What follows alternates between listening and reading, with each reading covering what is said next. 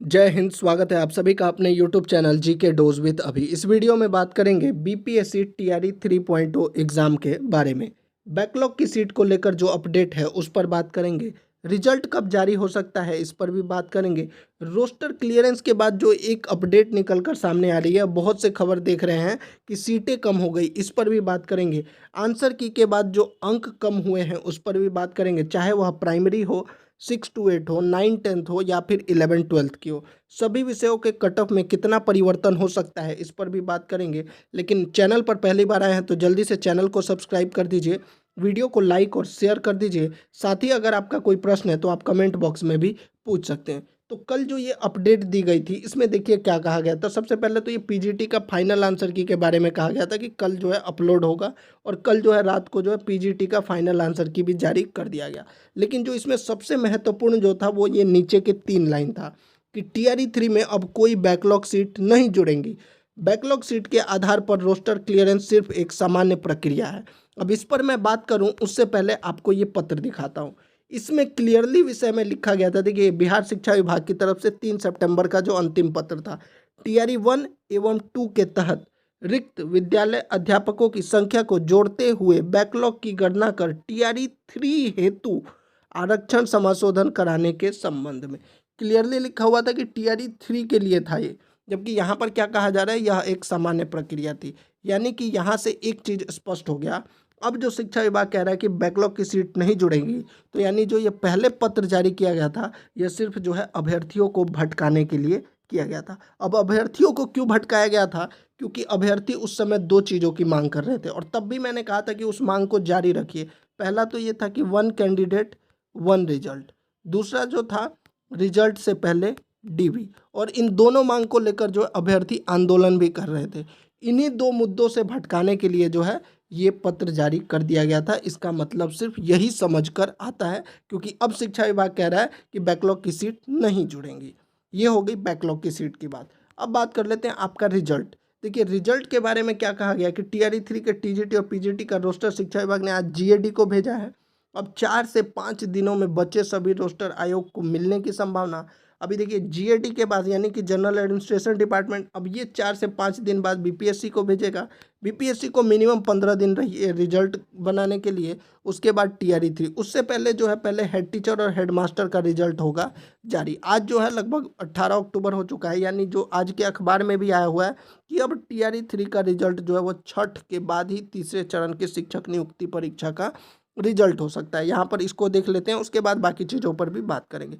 तीसरे चरण की शिक्षक नियुक्ति परीक्षा जो टीआरई 3 का रिजल्ट जो है छठ के बाद आएगा। रिजल्ट में देरी की वजह सामान्य प्रशासन विभाग द्वारा आरक्षण रोस्टर क्लियर कर आयोग को भेजने में हो रहा है विलंब।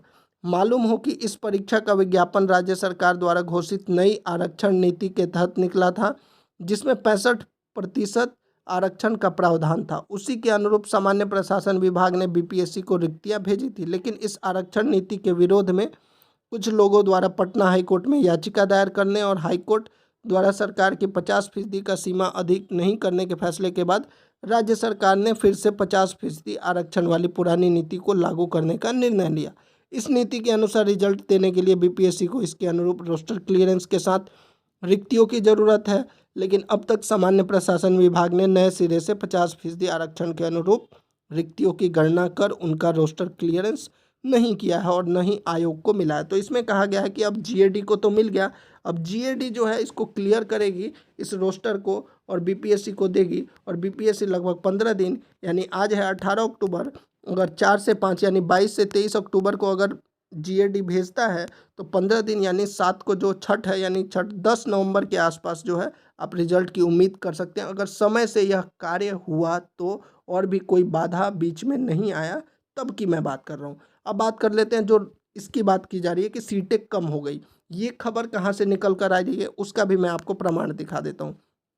आपको पता होगा कि टीआरई 3 से पहले जो बीपीएससी हेड टीचर और हेड मास्टर का एग्ज़ाम हुआ है, तो जो हेड टीचर का नया रोस्टर बना है, पहले जो वैकेंसी आई थी वो 40,247 सीटों पर आई थी।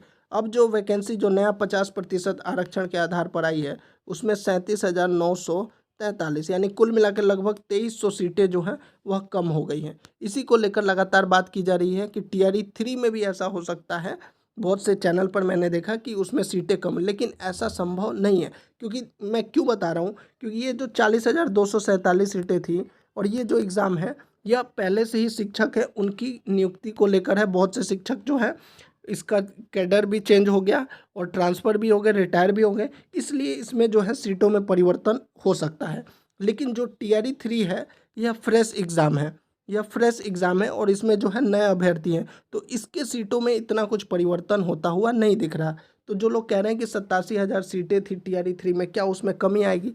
ऐसा बहुत ही कम चांसेस है कि उसमें सीटों में जो है कमी आ सकती है, ऐसा बहुत ही कम चांसेस है। तो जितने भी अभ्यर्थी हैं जो लगातार प्रश्न पूछ रहे थे रोस्टर को लेकर, तो देखो भाई, रोस्टर जो है वो जीएडी को मिल चुका है। जीएडी अब जो है ये रोस्टर भेजने वाला है आपका बीपीएससी को।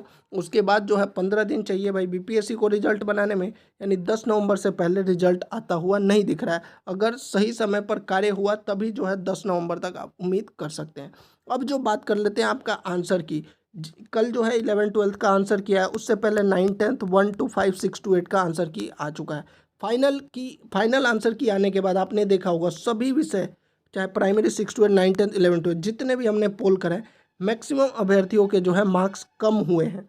ऐसा बहुत कम देखा जाता है कि आंसर की आने के बाद अंक कम हो रहे हैं, लेकिन इस बार ऐसा हुआ है कि ज़्यादातर अभ्यर्थियों के जो है अंक कम हुए हैं। तो कहीं ना कहीं आपका कट ऑफ भी थोड़ा कम ही होगा। जो अधिक जाने वाला था, जो लगातार कह रहे थे नंबर बढ़ेगा बढ़ेगा, ऐसा कुछ भी नहीं होगा। आपका जो है कट ऑफ जो है वो कम ही रहेगा, जो हमने आपको पहले बताया हुआ है, चाहे प्राइमरी का 6 to 8 का, 9, 10 और 11-12 का। इस पर मैं जो आज लाइव वीडियो लेकर आऊँगा रात को, उसमें एक बार फिर से प्राइमरी से लेकर जो है 11-12 तक की कट ऑफ पर भी बात कर लेंगे। लेकिन आपका कट ऑफ जो है वो 1 से 2 अंक कम हो सकता है, उससे अधिक नहीं जाने वाला है। हाँ, पुरुषों को थोड़ा सा यहाँ पर फ़ायदा ज़रूर हो सकता है, क्योंकि ये जो 50% आरक्षण, क्षैतिज आरक्षण वाली बात है, इस पर जो है बीपीएससी ने भी संज्ञान लिया है। जीएडी की तरफ से भी पत्र जारी किया गया है। तो जो पहले 70 से 75% सीटें महिलाओं को मिल जा रही थी, शायद इस बार ऐसा नहीं होगा। तो हो सकता है कि पुरुषों का कट ऑफ में जो है 2 से 3 अंक कम हो और महिलाओं का जो कट ऑफ है वो 1 से 2 अंक ऊपर नीचे हो सकता है। ये थी पूरी जानकारी। अभी भी आपका अगर कोई प्रश्न है, आप कमेंट बॉक्स में पूछ सकते हैं। साथ ही अगर आप हमारे चैनल पर पहली बार आए हैं, चैनल को ज़रूर सब्सक्राइब कर दीजिएगा। और जितनी भी हमने आपको इसमें जानकारी दी है, वह सभी का मैंने आपको प्रमाण भी दिखाया है। फिर भी अगर आपको किसी चीज़ का पीडीएफ चाहिए, तो हमारा जो टेलीग्राम चैनल है जीके डोज विथ अभी, उस पर जो है हम इसका पीडीएफ भी डाल देते हैं। तो आप वहाँ पर भी जाकर देख सकते हैं। वहाँ पर टेलीग्राम पर आप मैसेज कर दीजिएगा, तो हम पर्सनली भी आपको जो है इसका पीडीएफ भेज देते हैं। तो मेनली जो ये जानकारी थी, उम्मीद करता हूँ आपको अच्छी लगी होगी। फिर भी अगर कोई प्रश्न है, आप कमेंट में पूछ सकते हैं। जय हिंद।